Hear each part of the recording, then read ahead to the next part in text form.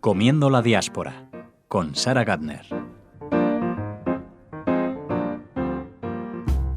Hola a todos y bienvenidos a otra emisión de vuestro programa favorito sobre la cocina judía, Comiendo la diáspora. Yo soy Sarah Gardner, vuestra anfitriona por este rato en el que exploramos la profunda diversidad de cocinas judías de la diáspora mundial. Estoy muy contenta para teneros aquí otra vez porque hoy hablamos de una cocina muy única y muy distinta de las otras de que pensamos cuando decimos cocina judía. Hablamos de la cocina judía etíope. Dedicamos unos momentos principales para aprender un poco la historia de los judíos etíopes. Ya que no son un grupo judío muy conocido, hay mucha historia interesante para contar que nos dará contexto cuando hablamos luego de su cocina.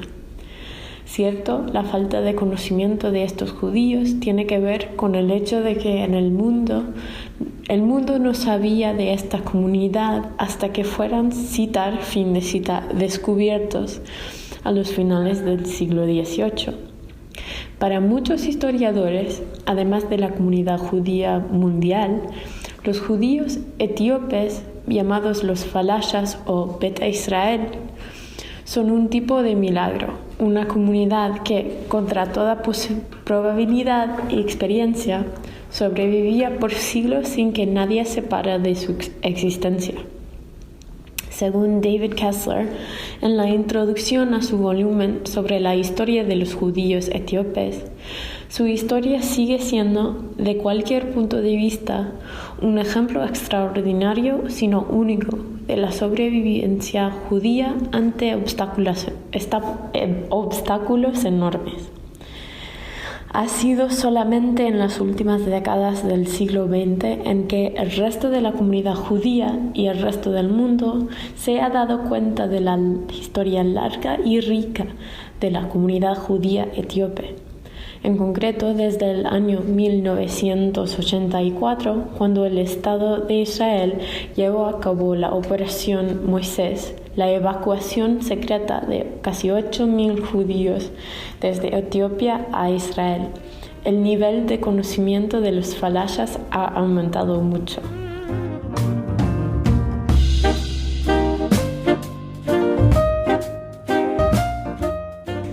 Dicho, volvemos rapidito a ese momento de descubrimiento de los falashas.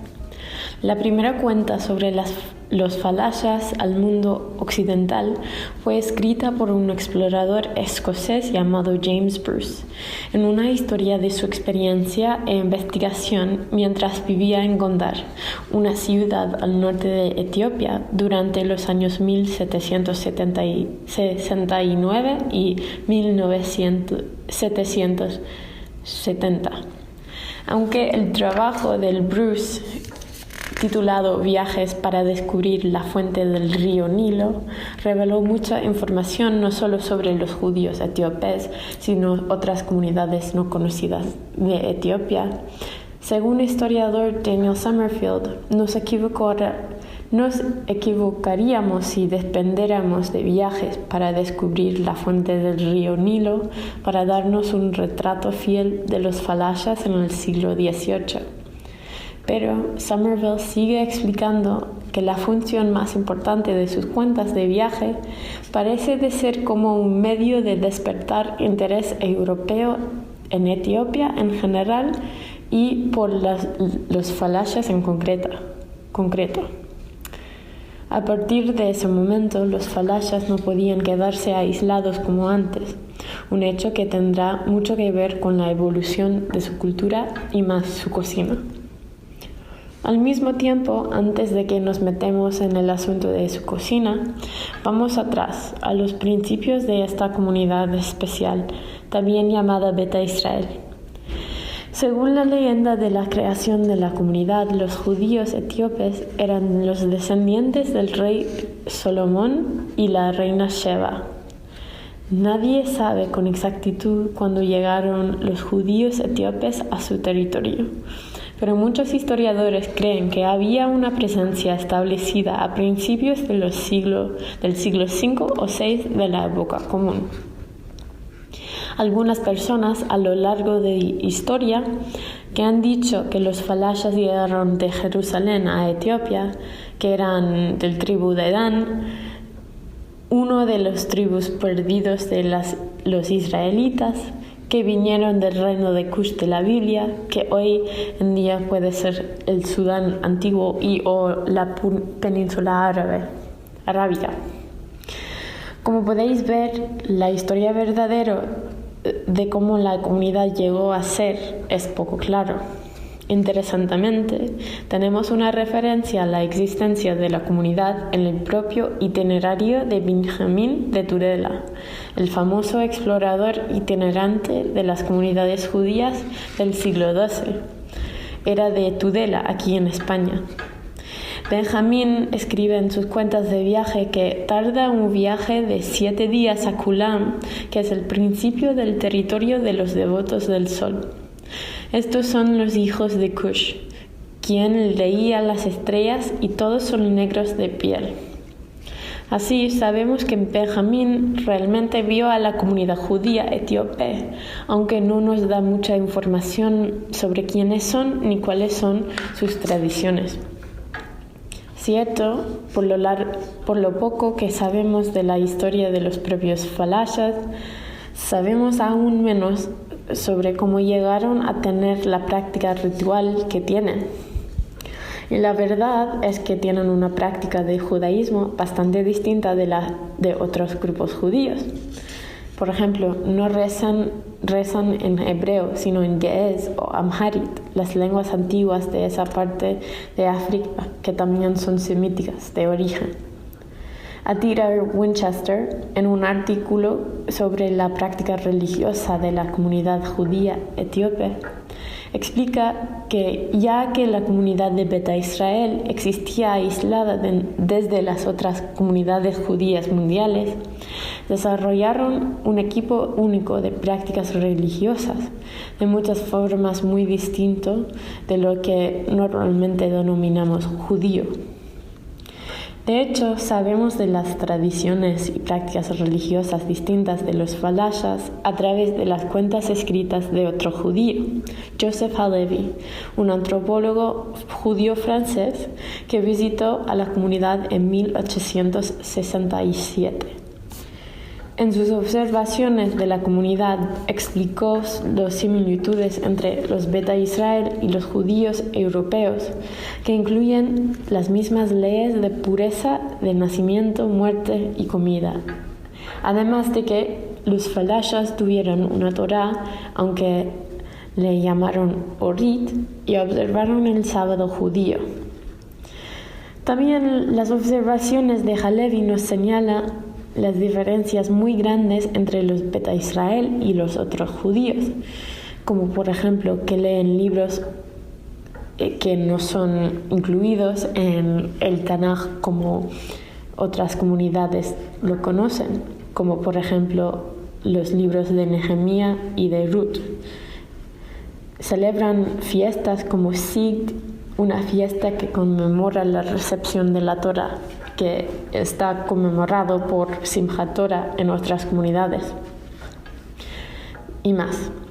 Por todas estas prácticas distintas, muchos observantes de esa comunidad, especialmente los observantes judíos, tenían muchas dificultades para aceptar al Beta Israel como una comunidad judía.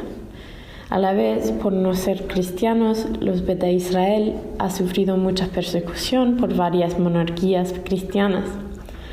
Durante los años 1320 a 1620, los Beta Israel luchaban en guerras intermitentes contra los reyes cristianos de Etiopía, después de un periodo de calma durante la diseminación de Islam por Etiopía.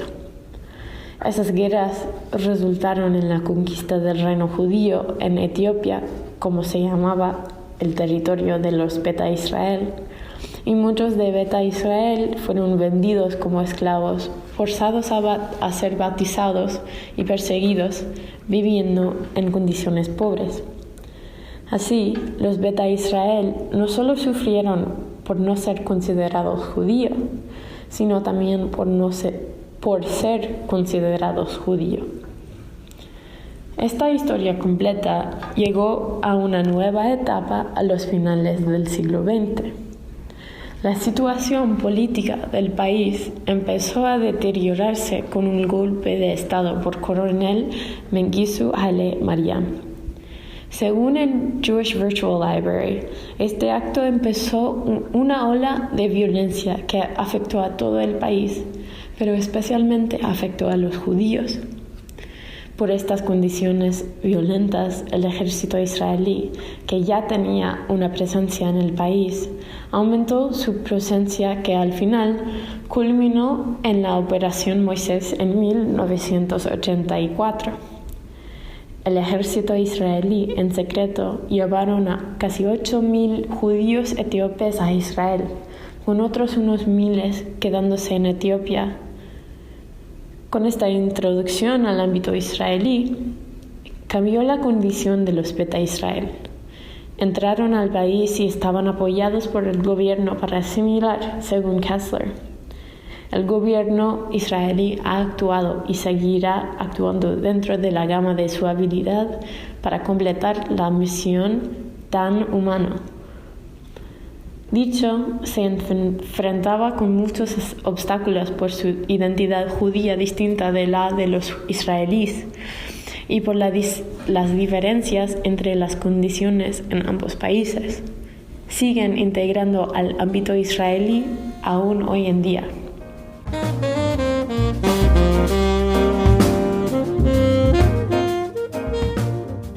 ¿Y qué tiene que ver toda esta historia con la cocina?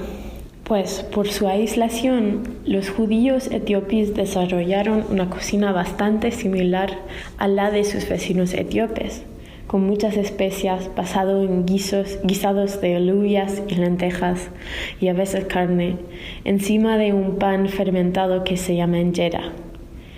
A la vez, adaptaron esos platos a sus necesidades y prácticas religiosas, diferenciándose de sus vecinos cristianos, con que tenían tantos conflictos. Utilizaban carne kasher, separaban leche y carne, preparaban varias comidas simbólicas para sus fiestas y observaban ayunas. Por eso, de esa base de cocina, se puede ver su identidad judía, mientras en otros asuntos, como por ejemplo los asuntos halágicos de la Torá, hay varias distinciones que han sido difíciles para otros grupos judíos para aceptarles como judíos. Al mismo tiempo, por los conflictos por lo largo de su estancia en Etiopía y la hambruna que muchas veces sufrieron, la falta de comida también puede ser considerado tan importante a la cultura culinaria de los judíos etíopes como la abundancia. Por la violencia y las pobres condiciones que han sufrido, no tenían mucha comida para preparar ni comer. Así, tanto las comidas simbólicas son importantes como la falta de comida. Mas, cuando llegaron los Beta Israel a Israel, su comida se convirtió en una cocina muy distinta. La cocina de los judíos etíopes era muy distinta de la cocina israelí, influido por las cocinas ashkenazíes, sefardíes y mizrahíes. Dicho, la comida etíope se ha convertido en una de las comidas de calle más populares en Israel. Es muy común ver restaurantes etíopes en los mercados de todas las ciudades grandes del país. Además, es más y más común para ver las comidas israelíes en las mesas etíopes, schnitzel, falafel y más, encima de injera. Así, la cocina judía etíope no solo representa las raíces de los Beta Israel, sino también actúa como una buena metáfora para su experiencia de asimilación en su nuevo ámbito de Israel. A través de la comida podemos entender la transformación de los judíos etíopes desde Beta Israel en su país de Etiopía a judíos etíopes en su nuevo ámbito israelí.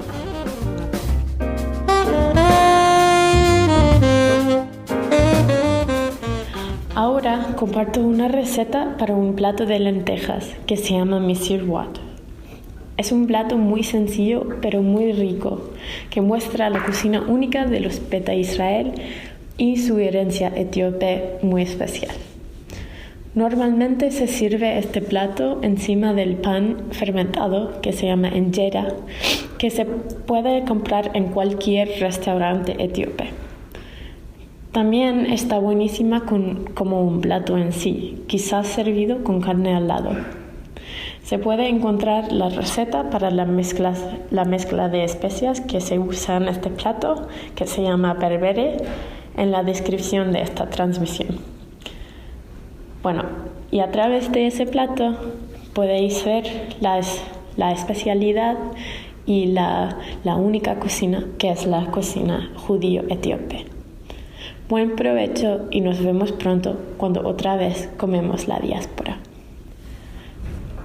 En una olla grande calienta 60 mililitros de aceite de girasol. Añade una cebolla y media de cebolla morada cortada y cocina la cebolla hasta que se ablande y apenas comience a volverse marrón, como 8 minutos. Añade 5 dientes de ajos picados, un pedacito de jengibre como a 3 centímetros de largo, pelado y picado, una cucharadita y media de berbere, una cucharadita de semillas de nigella y una cucharadita de cardamomo molido, sal y pimienta negra a gusto, y cocina la mezcla de especias y cebollas y ajos hasta que esté fragante y de color profundo. Añade 250 gramos de lentejas rojas y 1 litro de agua a las especias y hierve la mezcla. Cuando la mezcla hierva, baja el fuego y cubre la olla, cocinando las lentejas sobre un fuego bajo, revolviéndolas a veces hasta que se ablanden las lentejas y la mezcla haya espesado, más o menos 25 minutos. Ajuste el aderezo antes de servir. Buen provecho y gracias por compartir este rato conmigo otra vez. Nos vemos pronto. Chao.